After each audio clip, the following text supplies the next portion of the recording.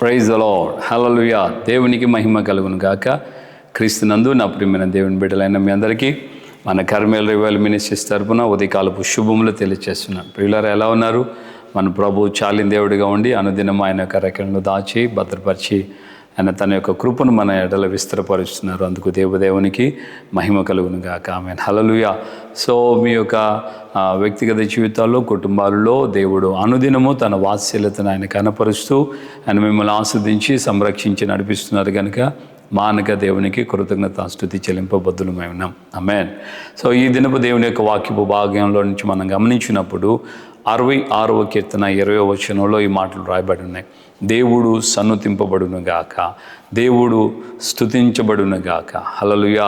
ఆ యొక్క 20వ కీర్తన వచనం, 66వ కీర్తన 20వ వచనం ఆఖరి మాటలో దేవుడు సన్నుతింపబడునుగాక, దేవుడు స్తుతింపబడునుగాక. ఎందుకని? ఆ యొక్క వచనం ప్రారంభంలో ఆయన అంటాడు, ఆయన నా ప్రార్థన ఆలకించుచున్నాడు, ఆయన నా ప్రార్థన త్రోసివేయలేదు, నా ప్రార్థనలు ఆయన వింటున్నాడు. కృతజ్ఞత భావం, కృతజ్ఞత. దేవుడు నా ప్రార్థన ఆలకిస్తున్నాడు, నా ప్రార్థనలకు చెవ్వెక్కుతున్నాడు, నా ప్రార్థనలకు జవాబిస్తున్నాడు, నా ప్రార్థనలో నేను అడిగిన దాన్ని ఆయన నెరవేరుస్తున్నాడు. హల్లెలూయా. రెండవదిగా ఆయన అంటున్నాడు, ఆయన కృపను నా ఎదురు నుండి తొలగించలేదు అని. సో కృప సంరక్షిస్తుంది, కృప కాపుదలిస్తుంది, కృప అర్హత లేని మనకు అర్హత కలుగు చేస్తుంది. దేవుని ప్రసన్నతకి, దేవుని యొక్క సన్నిధికి, ఆయన యొక్క సన్నిధిలో నిలబడేదానికి కృపే కారణమవుతుంది.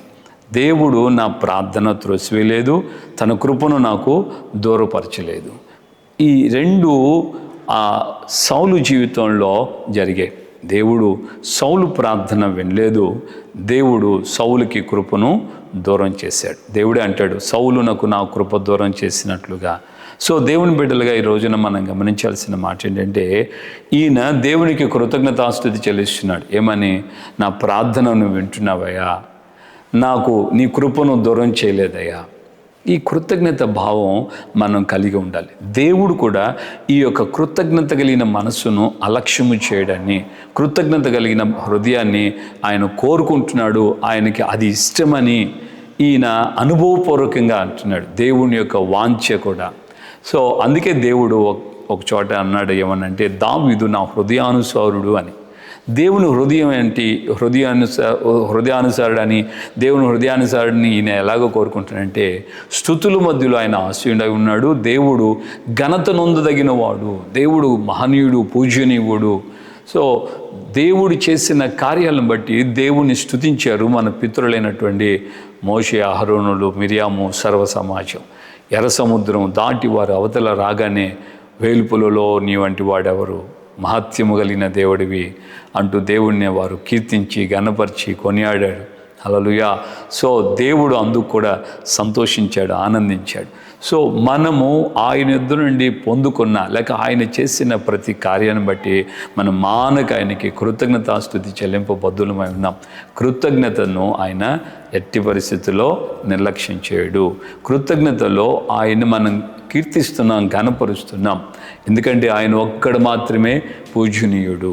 ఆయన అంటాడు ప్రవక్త యెషయా గ్రంథంలో, నాకు రావలసిన మహిమను నేను ఎవ్వరికి చెందనివ్వను అని అంటాడు. నిజమే కదా. ఒక సేవకుడిగా నేను ఎగ్జాంపుల్ చెప్తున్నాను. నా దగ్గరికి ఎవరైనా వచ్చారనుకోండి, బలహీనతతోనో, సమస్యతోనో, రోగంతోనో, దురాత్మ శక్తుల చేత పీడించబడుతున్నో, ఏదో ఒక విధంగా నా దగ్గరకు వచ్చారనుకోండి, జస్ట్ యాజ్ ఏ పాస్టర్గా నేను ప్రేర్ చేసినంతే. డెలివరెన్స్ చేసింది, విడుదల ఇచ్చింది, స్వస్థపరిచింది, ఆరోగ్యం ఇచ్చింది, సమాధానం ఇచ్చింది, క్షేమాన్ని కలుగు చేసేది దేవాతి దేవుడే. ఆయనకు తప్ప నాకు ఆ క్రెడిట్, ఆ యొక్క ఘనతలు నేను పొందడానికి నేనే ఎలాంటి వాడిని, నేనే ఏ పాటి వాడిని, నేను అర్హుని కాదు కదా. ఇప్పుడు నేను చేస్తేనే, నా చేయి పెడితేనే, నా వస్త్రాలు తాకితేనే, నా ద్వారానే, నేనే అన్నట్లుగా నేను డంబానికి నేను పూనుకుంటే, అహంభావాన్ని నేను కనపరచడం ప్రారంభిస్తే, దేవుడు నా యందు మహిమపరచబడకపోగా, దేవుడు నన్ను చూచి సంతోషించకపోగా, ఇమ్మీడియట్లీగా ఈవిల్ స్పిరిట్ సాతానుడు ప్రవేశిస్తాడు. సాతానుడు ప్రవేశించి సాతాను ద్వారా కూడా, కొన్ని సేవకుల ద్వారా కూడా సాతానుడు కొన్ని అద్భుతాలు చేయిస్తాడు. యేసయ్యే చెప్పలేదా, నేనే యేసుక్రీస్తునని చెప్పుకునే వాళ్ళు ఉన్నారు అని యేసుప్రభు నేనే చెప్పేవాళ్ళు, క్రీస్తు నేనే అని చెప్పేవాళ్ళు వస్తారని యేసే చెప్పలేదా? నా పేరట నేనే క్రీస్తు అని కొన్ని వచ్చేవాళ్ళు కూడా ఉన్నారు అని యేసయ్య ముందుగా చెప్పాడు. కాబట్టి సాతాను ఒక సేవకుల్లో దూరటం, ఒక విశ్వాసులో దూరటం అనేది పెద్ద సమస్య ఏం కాదు. ఈజీగా దూరేస్తాడు. ఒక విశ్వాసులైనా దొరుకుతాడు, ఒక సేవకులైనా దొరుకుతాడు.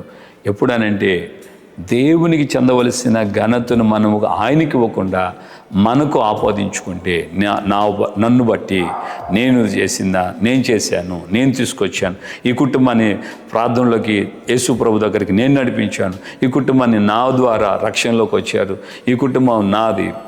ఒక అతను నాకు తెలుసు, అప్పటికి అతనికే రక్షణ లేదు, మారు మనసు లేదు, బాప్తిజం పొందలేదు. కానీ ఇంకొక అబ్బాయిని పట్టుకొచ్చి, అన్న నా ఆత్మన నేను తీసుకొచ్చానన్న అని నాకు చెప్తున్నాడు ఒక అబ్బాయి. హల్లెలూయా. నా ప్రియ దేవుని బిడ్డలారా, నాకు చాలా తమాషా అనిపించింది. ఎందుకంటే ఇతనికే మారు మనసు లేదు, బాప్తిజం లేదు, రక్షణ భాగ్యం ఏమీ లేదు. కానీ ఇంకొక అతను చూసి నా ఆత్మ అని అంటున్నాడు. ప్రియులారా, మనం ఎవరం కూడా దేవునికి చెందవలసిన ఘనతను ఆపాదించుకోకూడదు. అందుకే ఈయన ఈ 20వ వచనం ఆఖరిలో అంటాడు, దేవుడు సన్నుతించబడును గాక, దేవునికి కృతజ్ఞతాస్తుతి చెల్లిస్తున్నాను. ఎందుకనంటే ఆయన నా ప్రార్థన త్రోసివేయలేదు, నాకు ఆయన కృపను ఎడం చేయలేదు. మరి ఈ రోజున నువ్వు కూడా చెప్పగలవా? దేవుడు నా ప్రార్థన ఆలకిస్తున్నాడు, అందుకు ఆయనకి కృతజ్ఞతాస్తుతి చెల్లిస్తున్నాను. దేవుడు నాకు ఆయన కృపను దూరం చేయలేదు, కాబట్టి నేను సజీవురాలుగా ఉన్నాను.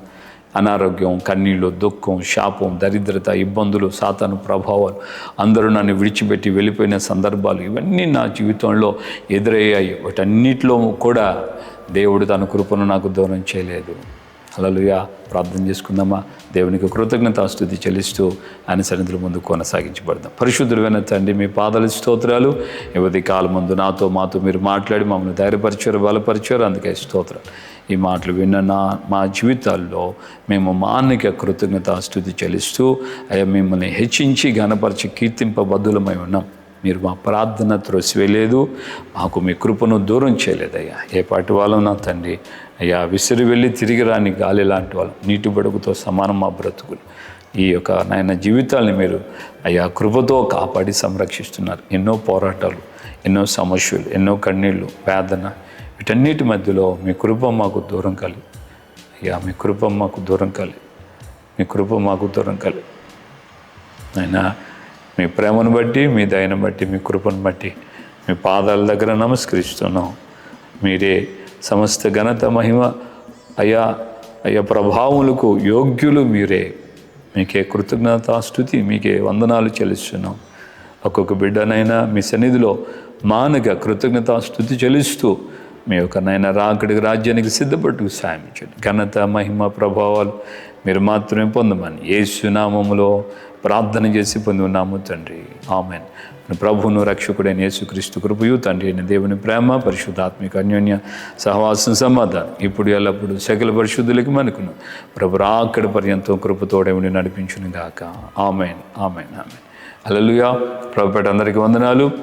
దేవుని సన్నిధిలో మానక కృతజ్ఞతాస్తుతి చెల్లిస్తూ ఆయన్ని గణపరుద్దాం. ఆయన మన ప్రార్థన ఆలకిస్తున్నాడు. అదే సమయంలో మనకు ఆయన కృపను దూరం చేయలేదు. అందుకు మానక మనం ఆయన సన్నుతించబడాలి, ఆయన గణపరచబడాలి, ఆయన కీర్తించబడాలని ఆయన మనం ఆరాధన చేద్దాం. అలాగే చిన్న ప్రార్థన సహాయాన్ని కోరుకుంటున్నాను. రేపటి దినం సూలూరుపేట దగ్గర తాడ అనే ప్రాంతం ఉంది. ఆ తాడ అనే ప్రాంతంలో ఒక చిన్న గ్రామంలో ఒక సభల్లోకి మీటింగ్లకి రమ్మని దైవజనులు ఆహ్వానించారు.